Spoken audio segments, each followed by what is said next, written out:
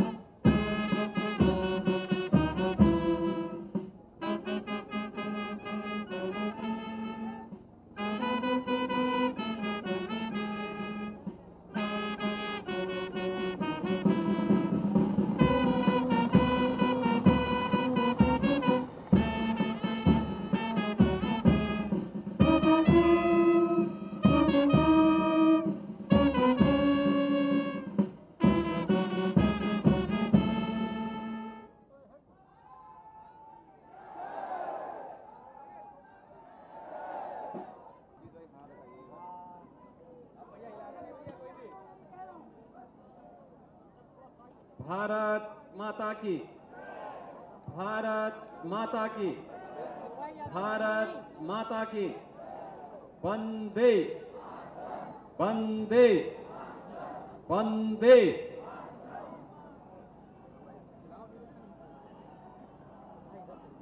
स्वाधीनता दिवस के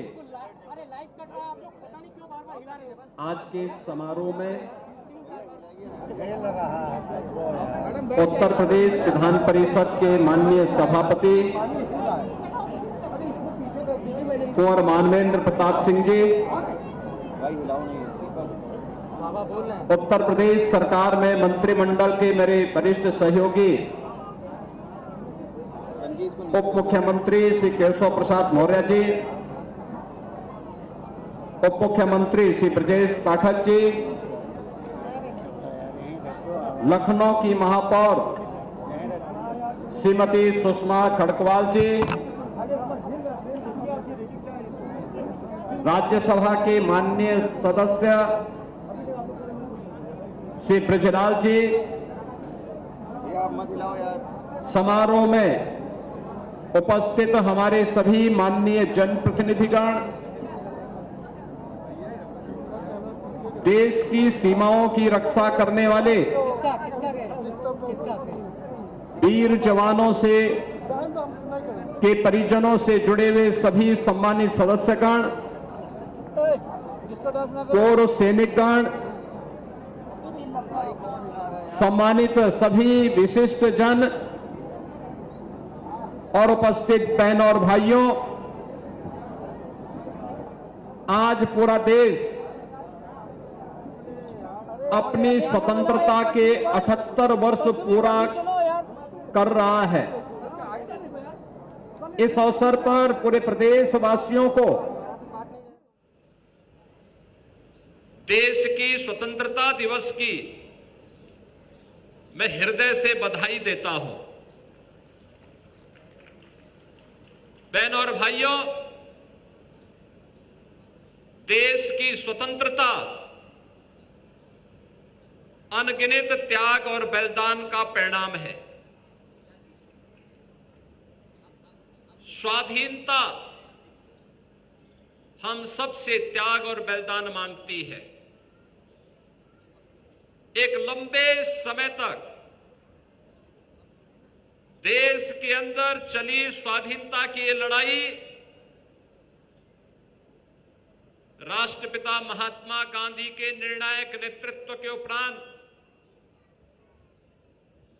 फलीभूत हुई। इस अवसर पर राष्ट्रपिता महात्मा गांधी को नमन करते हुए उन सभी महान स्वतंत्रता संग्राम सेनानियों, क्रांतिकारियों, ज्ञात अज्ञात वीर सैनिकों और देश की स्वाधीनता के उपरांत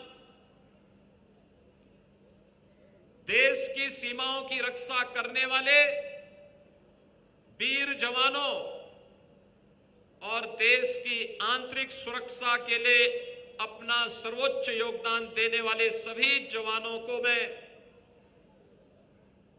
इस अवसर पर नमन करते हुए विनम्र श्रद्धांजलि अर्पित करता हूं। अभी हाल ही में पूरे देश ने प्रधानमंत्री मोदी जी के नेतृत्व में, उनके मार्गदर्शन में ऑपरेशन सिंदूर के माध्यम से भारत के सामर्थ्य और शक्ति का सफल क्रियान्वयन देखा है।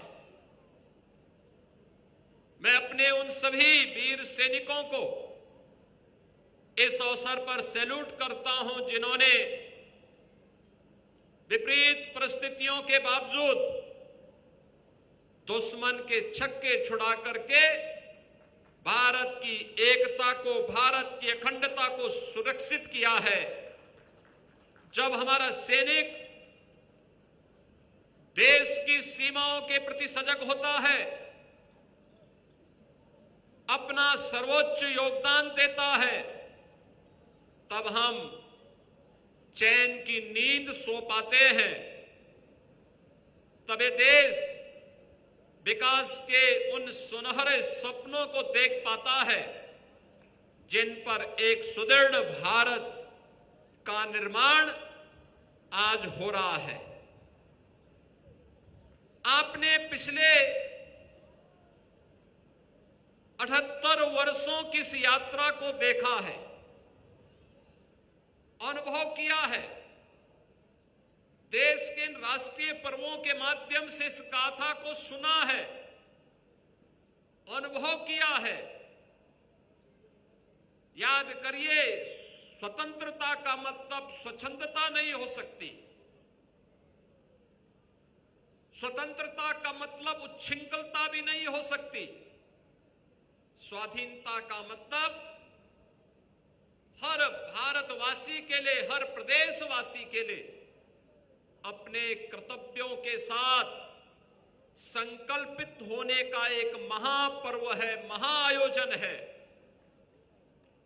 हमारा राष्ट्रीय कर्तव्य क्या है?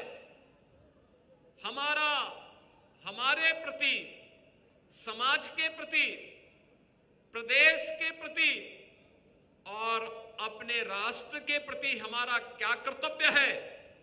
अगर हर नागरिक अपने उत्तरदायित्वों का निर्वहन ईमानदारी पूर्वक करने लग जाए, तो फिर प्रधानमंत्री जी के उस संकल्प को, जिन्होंने देश की स्वाधीनता के शताब्दी महोत्सव के अवसर पर देशवासियों के सामने विकसित भारत का संकल्प दिया है, उस विकसित भारत के संकल्प को पूरा होने में फिर कोई देर नहीं लगेगी।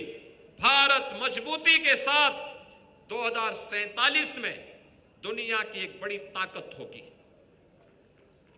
पिछले 11 वर्षों में भारत के इस विकास की यात्रा का आत्मावलोकन करने का अवसर हम सब भारतवासियों को प्राप्त हुआ है। याद करिए, आज से 11 वर्ष पहले भारत दुनिया की 11वीं बड़ी अर्थव्यवस्था थी। एक सुनियोजित प्रयास, व्यापक कार्य योजना और टीम वर्क का परिणाम है कि आज भारत दुनिया की 4थी बड़ी अर्थव्यवस्था बना है। आज भारत के पास सामर्थ्य है, भारत के पास शक्ति है और भारत के स्वदेशी मॉडल को और मेक इन इंडिया की ताकत को अभी ऑपरेशन सिंदूर के माध्यम से दुश्मनों ने महसूस किया है, दुनिया ने महसूस किया है। जब लखनऊ में बनी ब्रह्मोस मिसाइल दुश्मन के घर पे घुस करके उसके अड्डों को तहस नहस करती है, तो उसे भारत के स्वदेशी मॉडल पर उसको भी अब विश्वास हो चला है। बहनों और भाइयों, चाहे वो स्वदेशी ड्रोन हो या मिसाइल, आज ये भारत की ताकत का एहसास रक्षा क्षेत्र में, एरोस्पेस सेक्टर में दुनिया को करा रहा है। और प्रधानमंत्री जी ने देशवासियों से इसी मुद्दे पर आगे बढ़ने के लिए अपने विकसित भारत बनाने के लिए उन्होंने इसी संकल्प के साथ जुड़ने का आह्वान किया है। वो मॉडल हमारा स्वदेशी होगा। हमारा पैसा, हमारे देश का पैसा, हम अपने सामर्थ्य के अनुसार कोई वस्तु जो खरीदते हैं उसका पैसा हमारे ही कारीगर के पास जाए, हमारे ही हस्तशिल्पी के पास जाए। अपनी दैनिक उपयोग की वस्तु हो या फिर हमारे द्वारा किसी अतिथि को उपहार में दिया जाने वाली कोई वस्तु, इन सभी का क्रय अगर हम अपने कारीगरों के द्वारा, अपने हस्तशिल्पियों के द्वारा या हमारे अन्नदाता किसानों के द्वारा अपने खेत पर उगाई जाने वाली उस वस्तु के साथ करते हैं, उसका क्रय करते हैं, तो भारत का पैसा भारत के लिए और भारत की सामर्थ्य को दुनिया के सामने प्रस्तुत करने का स्वदेशी का यह मॉडल बेहतरीन तरीके से आगे बढ़ेगा। और उत्तर प्रदेश ने पिछले 8 वर्ष के अंदर स्वदेशी के इस मॉडल को दुनिया के सामने रखा है।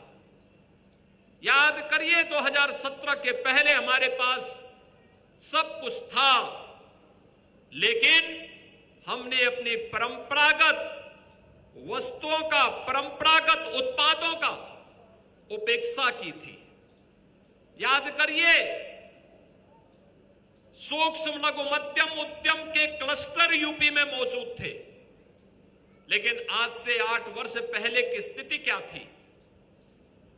जो हस्तशिल्पी कारीगर इसके साथ जुड़े थे वे पलायन कर रहे थे।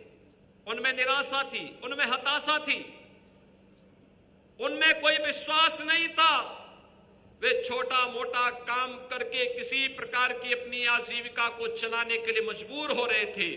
और आज प्रधानमंत्री मोदी जी के मार्गदर्शन में जब उत्तर प्रदेश ने अपनी सामर्थ्य को पहचाना, उसे एक जनपद एक उत्पाद के रूप में एक प्लेटफॉर्म उपलब्ध करवाया, आज उत्तर प्रदेश का एक जनपद एक उत्पाद, वन डिस्ट्रिक्ट वन प्रोडक्ट का यह हमारा मॉडल पूरे देश के अंदर और दुनिया के अंदर धूम मचा रहा है।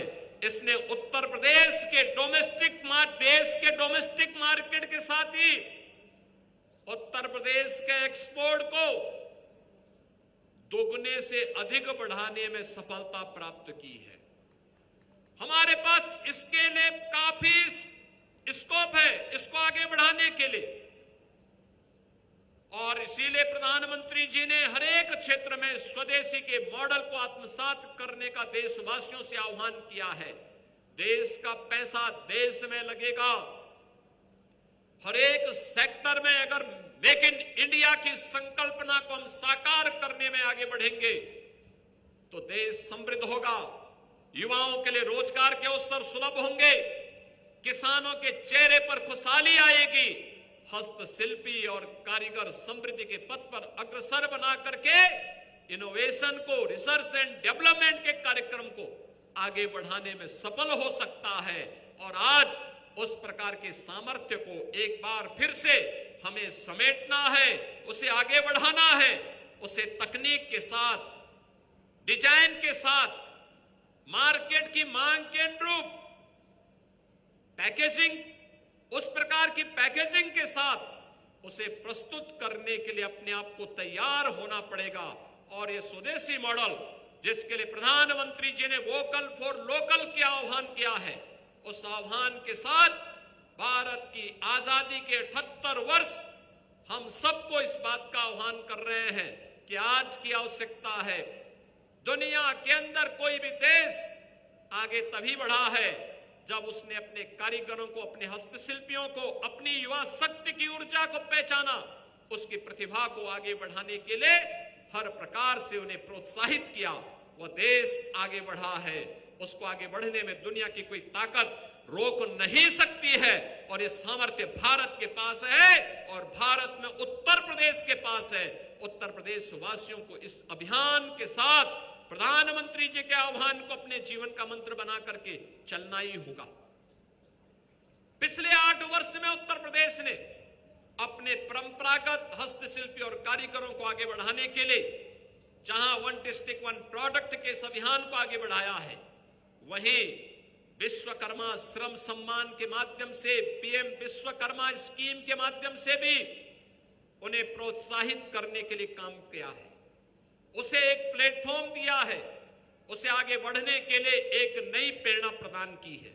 और मुझे प्रसन्नता है कि आज इस सेक्टर से जुड़े हुए जो 16 प्रकार के हमने हस्तशिल्पी और कारीगर चिन्हित किए हैं, इन सभी ने अपने अपने क्षेत्र में नए प्रकार से अपने आप को प्रस्तुत किया है। समाज और मार्केट की मांग के अनुरूप इन हस्तशिल्पियों ने नई डिजाइन के साथ, नई टेक्नोलॉजी के साथ, समाज की मांग के अनुरूप उस प्रकार से अपने आप को तैयार करके आज अपनी सामर्थ्य का लोहा प्रदेश के अंदर और देश के अंदर दिया है, तो स्वयं स्वावलंबन का एक मॉडल भी प्रस्तुत किया है। मिशन मिलेट के नाम पर भी प्रदेश के अंदर जो हमारे परंपरागत अन्नदाता किसानों के द्वारा मोटे अनाज, जिसको एक प्रकार से हम विस्मृत से कर चुके थे, उस दिशा में अन्नदाता किसानों ने कार्य करना प्रारंभ किया। खेती की लागत कम हो, उत्पादन बढ़े, लागत को कम करना, उत्पादन को बढ़ाना, नेचुरल फार्मिंग उसका एक माध्यम है। और मुझे प्रसन्नता है कि उत्तर प्रदेश के आज 34 जनपद इस अभियान के साथ जुड़ करके तेजी के साथ इस कार्यक्रम को आगे बढ़ा रहे हैं। अगर हमें उन गंभीर बीमारियों से जो आज मुंह पाए समाज को निगलने के लिए दिखाई देता है, उस अभियान को अगर हम देखें, उस प्रवृत्ति पे रोक लगाने के लिए मिलावट को दूर करना होगा। फर्टिलाइजर, केमिकल और पेस्टिसाइड की कम आपूर्ति और उसे कम से कम इस्तेमाल करके नेचुरल फार्मिंग से, प्राकृतिक पद्धति से अगर हम खेती बाड़ी को आगे बढ़ाते हैं, कोई कारण नहीं कि आने वाले समय में स्वदेशी का ये मॉडल न केवल अन्नदाता किसानों की लागत को कम करेगा, उत्पादन क्षमता को बढ़ा करके उन्हें कई गुना आमदनी उनकी करने में सफलता प्राप्त करेगी। पिछले 8 वर्ष में उत्तर प्रदेश ने एक लंबी छलांग लगाने की दिशा में एक नए कदम बढ़ाए हैं। हर एक सेक्टर में कार्य किए गए हैं। क्या युवा हो, क्या महिलाएं, क्या अन्नदाता किसान हो या श्रमिक या समाज से जुड़े हुए हर एक तबके के उत्थान के लिए, उनके कल्याण के लिए आज उत्तर प्रदेश हर एक सेक्टर में नए नए प्रतिमान स्थापित करने की दिशा में अग्रसर हुआ है।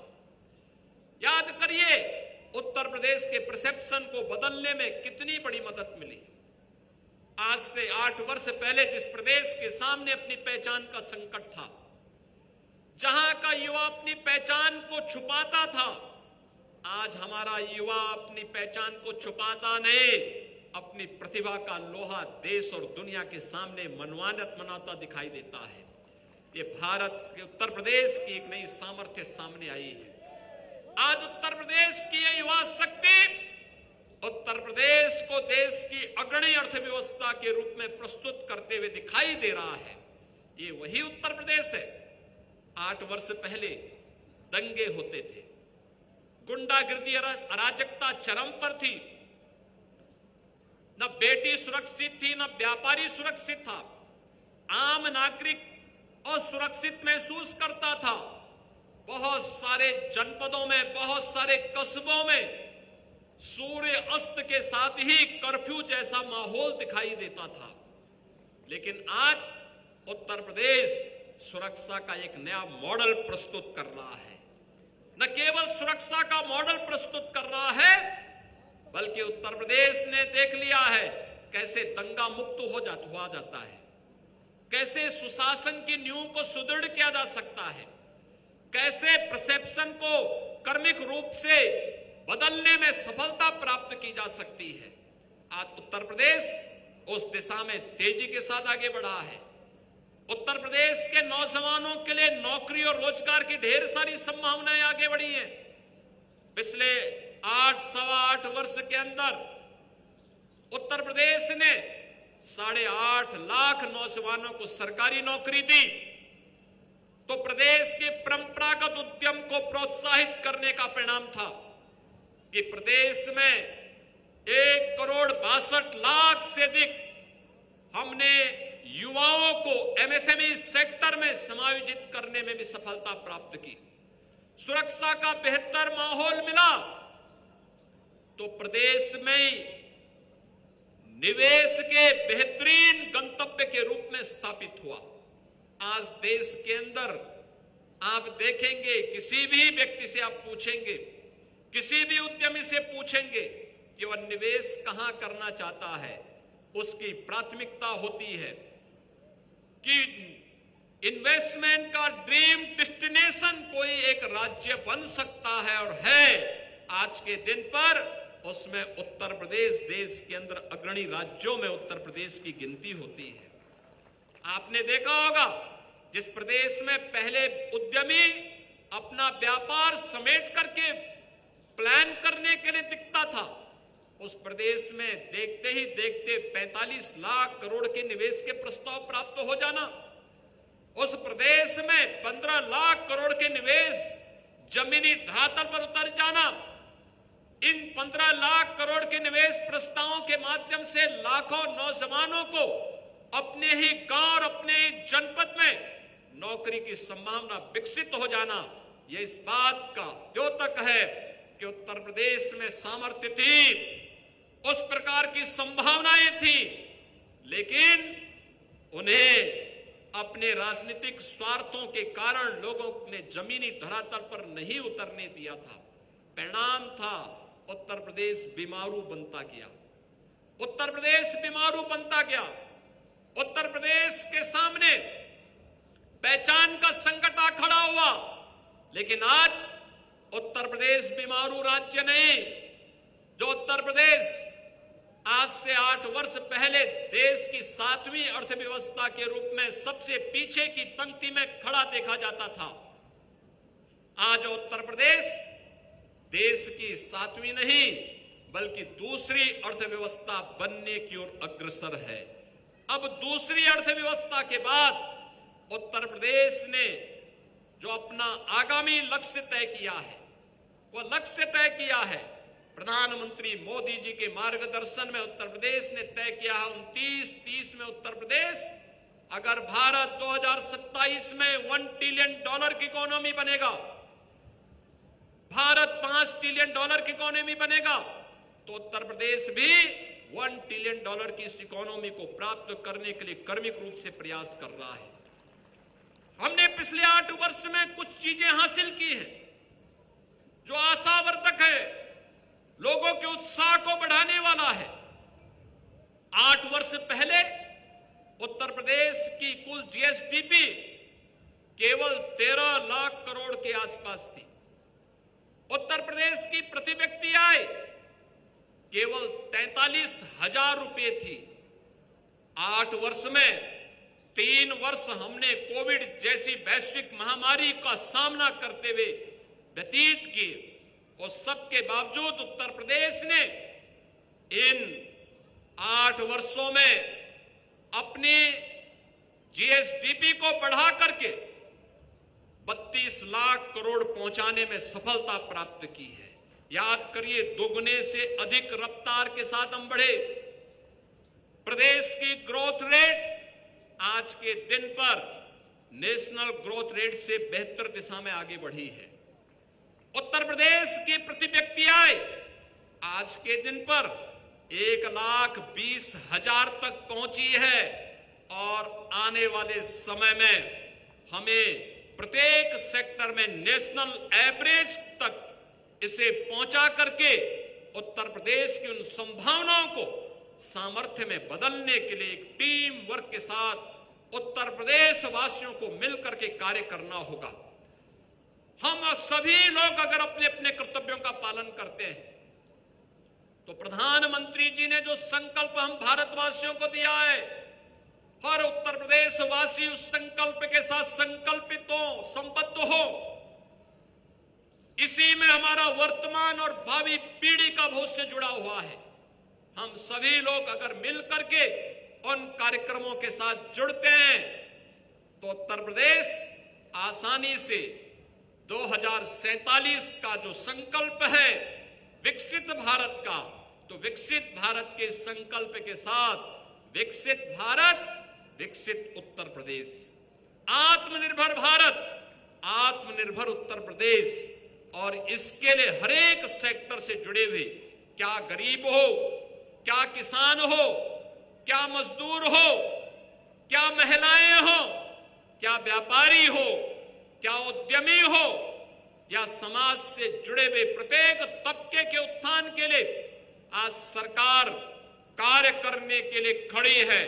अगर कोई व्यक्ति एक कदम चल रहा है तो सरकार उसके साथ 10 कदम आगे बढ़कर के सरकार उसकी मदद करने के लिए तैयार है। आपने अभी हाल ही में देखा होगा, हमने उत्तर प्रदेश के स्थापना दिवस के अवसर पर 24 जनवरी 2025 को उत्तर प्रदेश के युवाओं के लिए सीएम युवा उद्यमी स्कीम लॉन्च की। सीएम युवा उद्यमी स्कीम, कोई भी युवा अगर अपना उद्यम स्थापित करना चाहता है, अपना स्वयं का स्टार्टअप स्थापित करना चाहता है, तो उत्तर प्रदेश सरकार ने व्यवस्था की है, हम उसकी ट्रेनिंग करवाएंगे। ट्रेनिंग करवाने के बाद उस युवा को पहले चरण में गारंटी मुक्त, ब्याज मुक्त 5 लाख रुपए की धनराशि उपलब्ध करवाने, उसका लोन उपलब्ध करवाने में मदद करेंगे। 10% का मार्जिन मनी भी उपलब्ध करवाएंगे। 21 वर्ष से 40 वर्ष की उम्र का कोई भी युवा जो भी अपना स्वयं का कारोबार करना चाहता है, उसको ब्याज मुक्त, गारंटी मुक्त, लेकिन मार्जिन मनी से युक्त राशि उपलब्ध करवाने का काम करेंगे। और मुझे बताते हुए प्रसन्नता है कि अब तक 70,000 युवा सीएम युवा उद्यमी स्कीम के साथ जुड़ करके नए उद्यमी बनने के लिए लालायित दिखाई दे रहे हैं। हमारे पास देश का सबसे बड़ा एमएसएमई का सेक्टर उत्तर प्रदेश के पास मौजूद है। 96 लाख एमएसएमई जिस राज्य के पास हो, अलग अलग जनपद में अलग अलग उसके क्लस्टर मौजूद हो, उसको आगे बढ़ने से कोई ताकत रोक नहीं सकती। उसके लिए व्यापक संभावनाएं हैं, बड़े निवेश की भी व्यापक संभावनाएं हैं, क्योंकि ये एमएसएमई ही एंकर यूनिट के रूप में बड़े उद्यम के लिए काम करता है। और यह एमएसएमई का क्लस्टर पहले से उत्तर प्रदेश में मौजूद है। हमने तय किया है कि हर एमएसएमई यूनिट को राज्य सरकार 5 लाख रुपए की सुरक्षा बीमा कवर कराएगी। जीएसटी प्रदान करने वाले हर व्यापारी को उत्तर प्रदेश सरकार 10 लाख रुपए की व्यापारी कल्याण बीमा योजना के साथ जोड़ती है, उसे सामर्थ्य देती है। हर अन्नदाता किसान को, जो अन्नदाता किसान हर नागरिक का पेट भरने के लिए अपने खेतों में अन्न के रूप में, खाद्यान्न के रूप में सोना उगलने का काम करता है, हमारा हर अन्नदाता किसान खुशहाल हो। न केवल अन्नदाता किसान के लिए, बल्कि अन्नदाता किसान के साथ साथ उसके सहायक कृषक, उसके परिवार के सदस्यों और उनसे जुड़े हुए अन्य सभी सहयोगियों को प्रदेश सरकार ने किसी भी आपदा की स्थिति में 5 लाख रुपए की मुख्यमंत्री कृषक कल्याण बीमा स्कीम के साथ जोड़ने का काम किया है।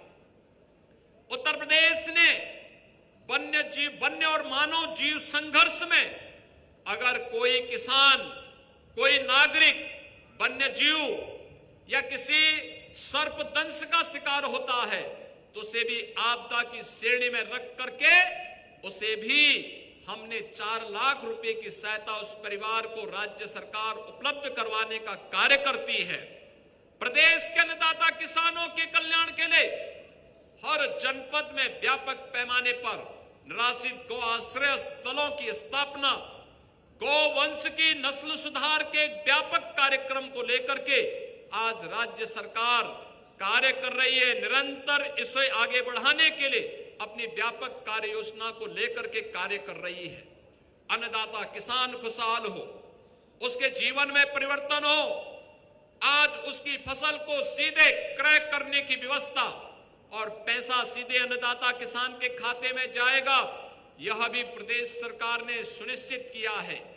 गन्ना किसानों के कल्याण के लिए सरकार ने अनेक कदम उठाए हैं।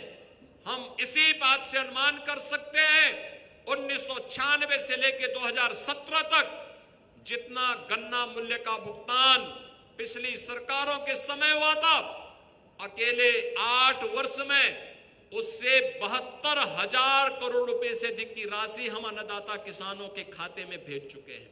यानी 8 वर्ष में 2,86,000 करोड़ रुपए की राशि हमारे अन्नदाता किसानों के खाते में अकेले उत्तर प्रदेश सरकार ने गन्ना किसानों के खातों में भेजा है। आज दलहन, तिलहन, आलू उत्पादन में, ज्वार, बाजरा, मकई आदि के उत्पादन में, धान और गेहूं, गन्ना उत्पादन में, इथेनॉल उत्पादन में उत्तर प्रदेश देश के अग्रणी राज्यों में है। हॉर्टिकल्चर और वेजिटेबल के क्षेत्र में उत्तर प्रदेश की व्यापक संभावनाएं हैं। इन संभावनाओं ने भी आज प्रदेश के सामर्थ्य को आगे बढ़ाया है और उन संभावनाओं को आगे बढ़ाने के लिए बेहतर तकनीक के साथ आज राज्य सरकार कार्य कर रही है। प्रदेश के अंदर युवाओं के लिए हमने अनेक कार्यक्रमों को लेकर के हम आगे बढ़े हैं। उन कार्यक्रमों में हर युवा के हाथ को काम मिल सके, उसे मॉडर्न एज टेक्नोलॉजी के साथ हम जोड़ सके। हमने न केवल देश के अंदर प्रतिष्ठित संस्थाओं के साथ बल्कि दुनिया के प्रतिष्ठित संस्थानों के साथ मिलकर के हम इस दिशा में कार्य कर रहे हैं।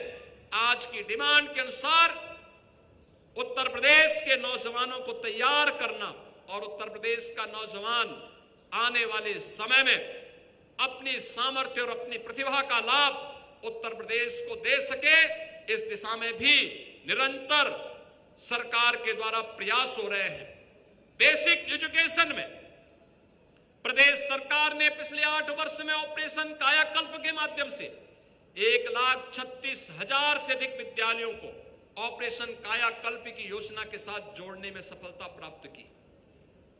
प्रदेश सरकार ने आज स्कूल का एक नया मॉडल दिया है, स्कूली शिक्षा का, जिसमें उत्तर प्रदेश के अंदर हम लोगों ने पहले चरण में श्रमिकों के बच्चों के लिए और कोविड कालखंड में निराश्रित हुए बच्चों के लिए स्कूल के लिए इंटीग्रेटेड कैंपस एक ही जगह पर 18 स्थलों पर सरदेव अटल बिहारी वाजपेयी जी, देश के पूर्व प्रधानमंत्री जी की स्मृति में 18 कमिश्नरी हेडक्वार्टर पर हमने 18 अटल आवासीय विद्यालय दिए हैं।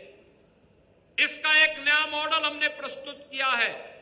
सीएम कंपोजिट विद्यालय के रूप में हर जनपद में पहले चरण में जनपद मुख्यालय पर, दूसरे चरण में तहसील मुख्यालय पर, तीसरे चरण में हर विकास खंड मुख्यालय पर और चौथे चरण में इन विद्यालयों की श्रृंखला को न्याय पंचायत स्तर पर खड़ा करना, जिससे प्राइमरी से लेकर के बेसिक एजुकेशन से लेकर के सीनियर सेकेंडरी लेवल तक की बेहतरीन क्वालिटी एजुकेशन हम एक इंटीग्रेटेड कैंपस में ही हर बच्चे को उपलब्ध करवा सके।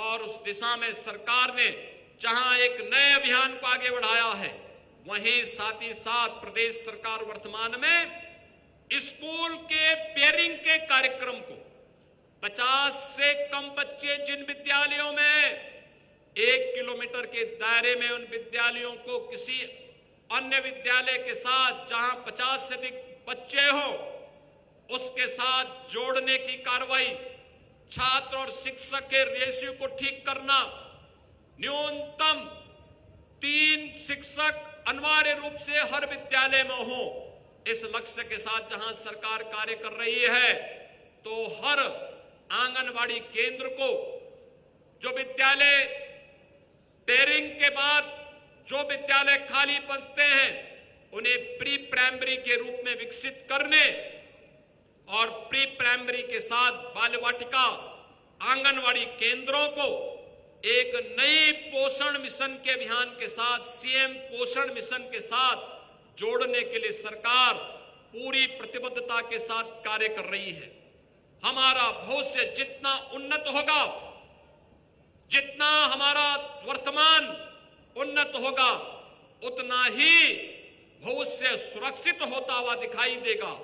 इन बच्चों को अभी से पोषण मिशन के साथ जोड़ करके भविष्य की उन संभावनाओं को आगे बढ़ाने के लिए हम सबको तैयार होना होगा और उस तैयारी के लिए राज्य सरकार ने सीएम पोषण मिशन की एक स्कीम उन बच्चों के लिए लागू की है।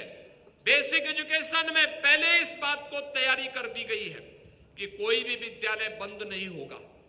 1 किलोमीटर से अधिक की दूरी पर किसी भी बच्चे को न जाना पड़े, यह भी हम ध्यान रखेंगे।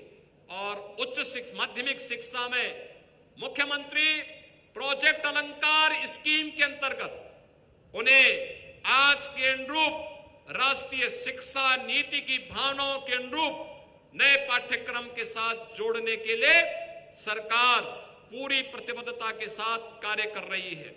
आज प्रोजेक्ट अलंकार से जर्जर पड़े हुए विद्यालय आज एक नए भवन के रूप में, डिजिटल लाइब्रेरी के रूप में, स्मार्ट क्लास के रूप में और अपने नए स्वरूप के रूप में शिक्षा, स्कूली शिक्षा के एक मॉडल बनते जा रहे हैं।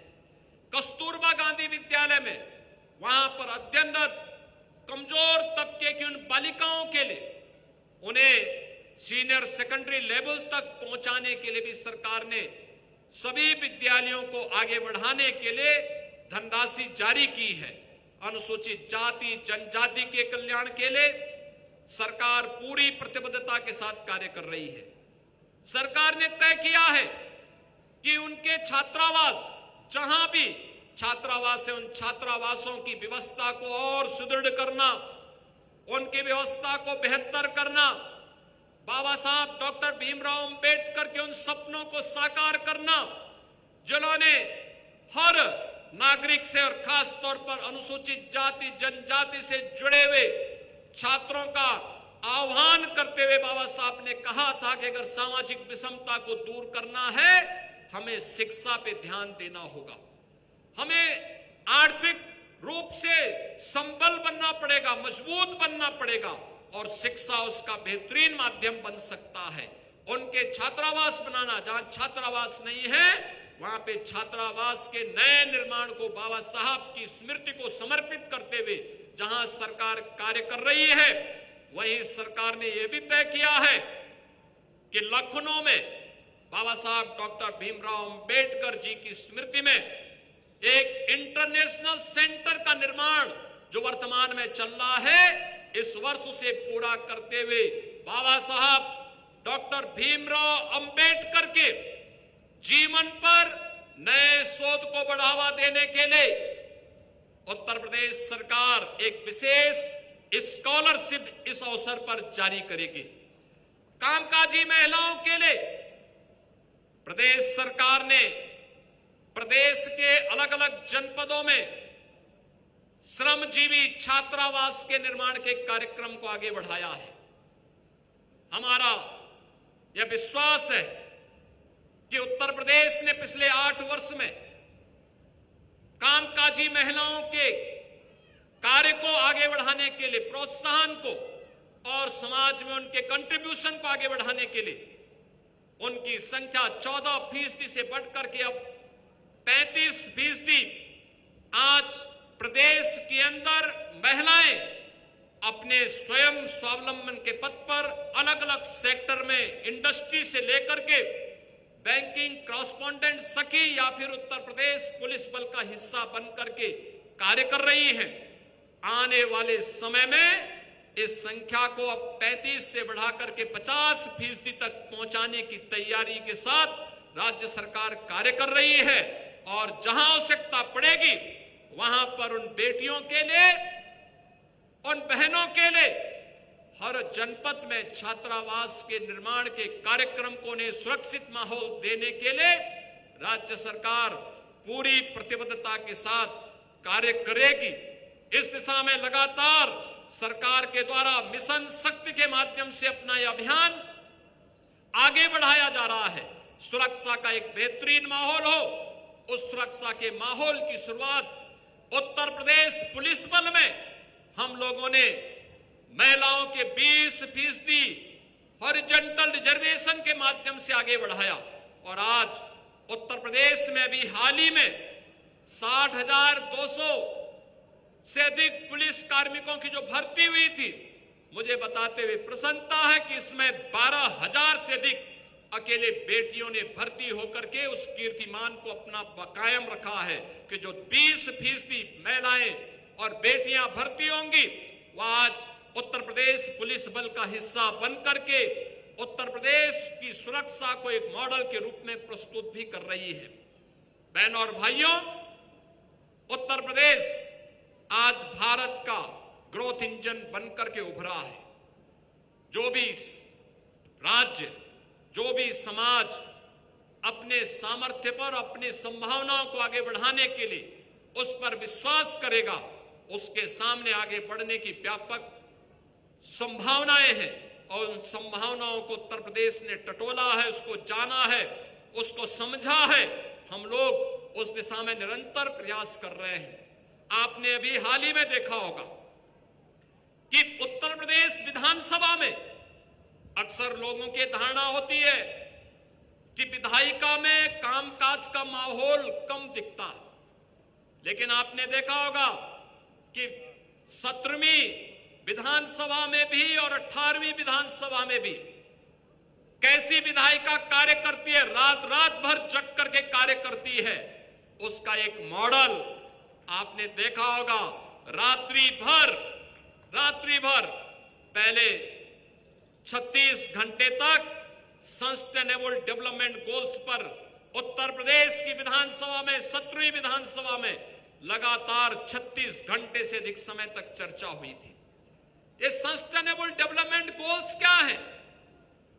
ये गोल्स वही हैं जो एक आम नागरिक की आवश्यकता है, जिसके लिए केंद्र में प्रधानमंत्री मोदी जी के नेतृत्व में पिछले 11 वर्ष के अंदर कुछ बेहतरीन कार्य हुए हैं, जिनके बल पर आज भारत दुनिया की एक बड़ी आर्थिक ताकत बनकर के आगे बढ़ा है। और प्रधानमंत्री जी के उसी आह्वान पर उत्तर प्रदेश विधानसभा में, विधान परिषद में, दोनों सदनों में लगातार ये चर्चा इस बात की ओर हम सबका ध्यान आकर्षित करता है कि नहीं, विधायिका चाहे तो हर कार्य को संभव कर सकती है और उत्तर प्रदेश की विधायिका ने वो करके दिखाया है। पहले sustainable development goals, quality education हो, क्वालिटी एजुकेशन पर सबका अधिकार हो, अटल आवासीय विद्यालय, पीएम श्री विद्यालय, मुख्यमंत्री कंपोजिट विद्यालय, कस्तूरबा गांधी विद्यालय के मॉडल, आश्रम पद्धति के विद्यालय के मॉडल इस बात के प्रमाण है। प्रदेश के अंदर स्वास्थ्य के बारे में चर्चा हुई थी सस्टेनेबल गोल्स में। आज याद करिए, जिस राज्य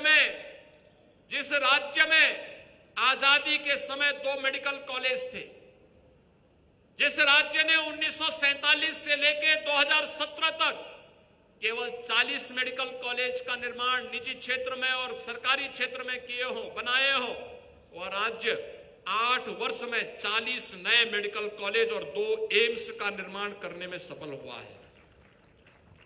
हर जनपद में डायलिसिस की सुविधा उपलब्ध करवाने में, हर जनपद में ब्लड ट्रांसफ्यूजन के लिए ब्लड एप्रेसिस यूनिट लगाने में सफल हुआ है। वह राज्य है जिसने अपने यहां ट्यूबरक्लोसिस को पूरी तरह मुक्त करने के एक नए अभियान को प्रधानमंत्री मोदी जी के साथ जुड़ करके अब तक 7,700 अधिक ग्राम पंचायतों को ट्यूबरक्लोसिस से मुक्त करने की घोषणा कर दी है और लगातार इस दिशा में प्रयास हो रहा है। हर राष्ट्रीय मिशन हमारे जीवन का हिस्सा बनना चाहिए। आज उस दिशा में कार्य हुए हैं।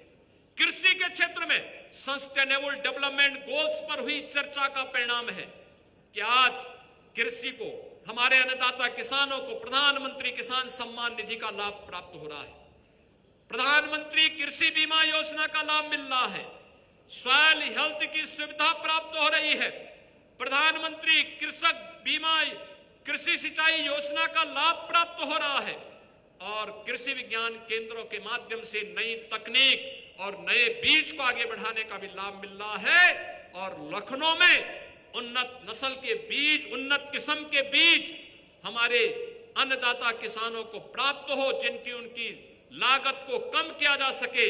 इसके लिए पूर्व प्रधानमंत्री भारत रत्न चौधरी चरण सिंह जी के नाम पर एक सीड पार्क का निर्माण हम लखनऊ में ही करने जा रहे हैं।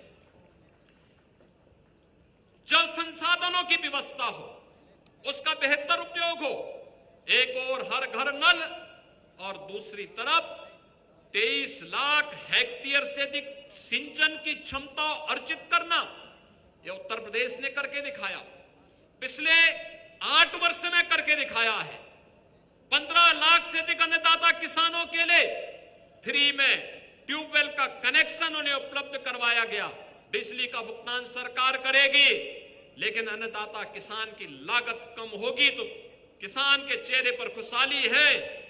तो चौधरी साहब के अनुसार देश अपने आप खुशहाल हो जाएगा और उन्हीं भावनाओं को हम लोगों ने इसके माध्यम से आगे बढ़ाने का, स्किल डेवलपमेंट के माध्यम से उत्तर प्रदेश के युवाओं को आगे बढ़ने की नई संभावनाओं और उनके रोजगार के साथ जोड़ने का कार्यक्रम। और इसीलिए सरकार ने तय किया है, हम लौह पुरुष सरदार वल्लभ भाई पटेल की स्मृति में उनके नाम पर हर जिले में एक एम्प्लॉयमेंट जोन की स्थापना करेंगे। लगभग 100 एकड़ क्षेत्रफल में फैले हुए इस एम्प्लॉयमेंट जोन में न केवल उद्योग की सभी प्रकार की तकनीक को देंगे, बल्कि स्किल डेवलपमेंट के माध्यम से आज की न्यू एज टेक्नोलॉजीज के साथ हम अपने युवाओं को जोड़ने का काम करेंगे और इस पर सरकार ने कार्य आगे बढ़ाया है। इंफ्रास्ट्रक्चर के लिए कैसे मॉडल होने चाहिए? उत्तर प्रदेश का एक्सप्रेसवे, जिस राज्य में 2 एक्सप्रेसवे हुआ कर, दो भी पूरे एक्सप्रेसवे नहीं थे, आज उस राज्य में 7 एक्सप्रेसवे वर्तमान में 8 वर्ष में क्रियाशील हुए हैं, 5 पे काम चल रहा है और 10 नए एक्सप्रेसवे के लिए सर्वे की कार्रवाई आगे बढ़ चुकी है। प्रदेश में एयरपोर्ट 2 थे, आज 16 एयरपोर्ट फंक्शनल हैं, क्रियाशील हैं। इंटरनेशनल एयरपोर्ट एक नया 5वां एयरपोर्ट जेवर गौतम बुद्ध नगर जनपद में बन रहा है, जो उत्तर प्रदेश की आर्थिक शक्ति के एक नए गढ़ के रूप में प्रस्तुत हुआ है। बहनों और भाइयों, आज उत्तर प्रदेश सर्वाधिक मेट्रो संचालित करने वाला राज्य है, देश की पहली रैपिड रेल संचालित करने वाला राज्य है। आज उत्तर प्रदेश देश के अंदर सर्वाधिक रेलवे नेटवर्क वाला राज्य है, सबसे बड़ा एक्सप्रेसवे के नेटवर्क के रूप में आज उत्तर प्रदेश की पहचान हो रही है। आज बेहतरीन इंफ्रास्ट्रक्चर के साथ उत्तर प्रदेश की पहचान हो रही है। तो जहां हमने सस्टेनेबल डेवलपमेंट गोल्स के माध्यम से पर्यावरण अनुकूल हम डेवलपमेंट को आगे बढ़ा सकें, याद करिए पिछले 8 वर्ष में आप सबके सहयोग से राज्य सरकार ने लगभग 247 करोड़ वृक्षारोपण के कार्यक्रम को सफलतापूर्वक आगे बढ़ाने में सफलता प्राप्त की। उत्तर प्रदेश का फॉरेस्ट कवर बढ़ा है। अब तो इसको भारत सरकार ने भी और फॉरेस्ट रिसर्च इंस्टीट्यूट ने भी स्वीकार किया है कि उत्तर प्रदेश अपने फॉरेस्ट कवर को आगे बढ़ाने में सफल हुआ है। और यह तभी संभव हो पाया जब विधायिका में इस पे चर्चा हुई, इसको आगे बढ़ाने में सफलता प्राप्त हुई। आज उत्तर प्रदेश ने पिछले, आपने देखा होगा 13 और 14 अगस्त को पूरी रात्रि भर उत्तर प्रदेश विधायिका में एक नए मुद्दे पर चर्चा हुई। प्रधानमंत्री जी के एक नए संकल्प के साथ उत्तर प्रदेश विधायिका ने चर्चा की और चर्चा थी विकसित भारत, विकसित उत्तर प्रदेश, आत्मनिर्भर भारत, आत्मनिर्भर उत्तर प्रदेश। आत्मनिर्भरता के इस लक्ष्य को प्राप्त करने के लिए स्वदेशी वोकल फॉर लोकल के इस अभियान के साथ हम सबको मिलकर के कार्य करना होगा, उस अभियान के साथ आगे बढ़ना होगा। इसके लिए 3 थीम पर हम लोगों ने कार्य करना प्रारंभ किया है। अर्थ शक्ति पर, सृजन शक्ति पर और जीवन शक्ति को लेकर के 12 सेक्टर चिन्हित किए हैं। इन 12 सेक्टर को लेकर के आज राज्य सरकार इस दिशा में कार्य कर रही है। बहुत शीघ्र हम प्रदेश के अंदर के उन बुद्धिजीवियों के साथ जिनमें रिटायर्ड आईएएस, रिटायर्ड आईपीएस, विश्वविद्यालयों के कुलपतिगण, पूर्व कुलपतिगण, पूर्व प्राध्यापकगण, विषय विशेषज्ञगण, कृषि हो या फिर जीवन के अलग अलग सेक्टर में जिनके पास एक व्यापक अनुभव है, विशेषज्ञता है, उन सभी के अनुभव को लेकर के 500 ऐसे विशेषज्ञों की एक सूची तैयार करके उनके साथ बैठने वाले हैं। वे हर विश्वविद्यालय में जाएंगे, हर महाविद्यालय में जाएंगे। हमारा हर जनप्रतिनिधि हर अपने अपनी विधानसभा में, अपने अपने संसदीय क्षेत्र में वहां के नागरिकों के साथ बैठेगा, समाज के अलग अलग तबके के साथ, कोई महिलाओं के साथ, कोई युवाओं के साथ, कोई श्रमिकों के साथ, कोई व्यापारियों के साथ, कोई उद्यमियों के साथ, कोई हस्तशिल्पियों के साथ, कोई कारीगरों के साथ, उनके साथ बैठ करके और विकसित भारत के इस रोड मैप को कैसे हमें आगे लेके चलना है, विकसित उत्तर प्रदेश के इस रोड मैप पर चर्चा करके उनके बहुमूल्य सुझावों को आगे बढ़ाएगा। हमारा प्रयास है 5 प्रदेश के अंदर हर परिवार का एक सुझाव, कम से कम एक सुझाव हमें जरूर प्राप्त हो और हर सुझाव के बाद यहां पर एक टीम उनका मूल्यांकन करेगी। नीति आयोग के साथ हम उसका मूल्यांकन करेंगे। हर जनपद में प्राप्त होने वाले सुझावों में भी 3 सुझावों को हम सेलेक्ट करेंगे कि उस जनपद के लिए और प्रदेश के लिए इसकी क्या भूमिका होगी और उन्हें पुरस्कृत करने की भी घोषणा हम वहां पर करेंगे, उन्हें सम्मानित करेंगे। राज्य के अंदर ऐसे 5 महत्वपूर्ण सुझावों को हम चयन करके उनको भी पुरस्कृत करने का काम किया जाएगा, जिसके कारण आने वाले समय में अगले 3 महीने के अंदर उत्तर प्रदेश अपना विजन डॉक्यूमेंट बना करके विकसित भारत की तर्ज पर विकसित उत्तर प्रदेश के निर्माण के लिए 2047 तक देश की आजादी के शताब्दी महोत्सव पर उत्तर प्रदेश एक विकसित प्रदेश होगा। गरीबी उन्मूलन की दिशा में जीरो पॉवर्टी के लिए पिछले स्वाधीनता दिवस के अवसर पर हमने घोषणा की थी और मुझे बताते हुए प्रसन्नता है, प्रदेश के अंदर 15 लाख ऐसे परिवारों को हम लोगों ने चिन्हित किया है। उनको योजनाओं के साथ जोड़ने की कार्रवाई प्रारंभ हो चुकी है और बहुत शीघ्र इन 15 लाख लोगों को हर परिवार के एक सदस्य को कोई ना कोई रोजगार या नौकरी के साथ जोड़ने के कार्यक्रम को भी सरकार मजबूती के साथ आगे बढ़ाने का कार्य करने जा रही है। और मेरा मानना है आने वाले समय में उत्तर प्रदेश अपने शॉर्ट टर्म, मीडियम टर्म और लॉन्ग टर्म प्लानिंग के तहत 29-30 तक गरीबी मुक्त उत्तर प्रदेश के लक्ष्य को प्राप्त करने में सफल होगा तो 2047 में विकसित भारत का विकसित उत्तर प्रदेश बन करके दिखाएगा, देश की अग्रणी अर्थव्यवस्था के रूप में अपने आप को प्रस्तुत करेगा। उत्तर प्रदेश को हम लोग आध्यात्मिक विरासत का और आधुनिक विकास के एक बेहतरीन संगम के रूप में प्रस्तुत करके दुनिया के सामने उत्तर प्रदेश के नागरिकों को आज के अनुरूप प्रस्तुत करने में सफल हो पाएंगे। आज के इस अवसर पर मैं आप सभी को देश की स्वाधीनता दिवस के 78 वर्ष पूर्ण होने पर जहां हम इस आयोजन के साथ जुड़ रहे हैं, वहीं हम सब के लिए यह वर्ष अत्यंत महत्वपूर्ण है और वह है कि देश की स्वाधीनता के 78 वर्ष पूर्ण होना और देश के संविधान को अंगीकार किए जाने के यह अमृत महोत्सव का वर्ष भी है। बाबा साहब भीमराव अंबेडकर ने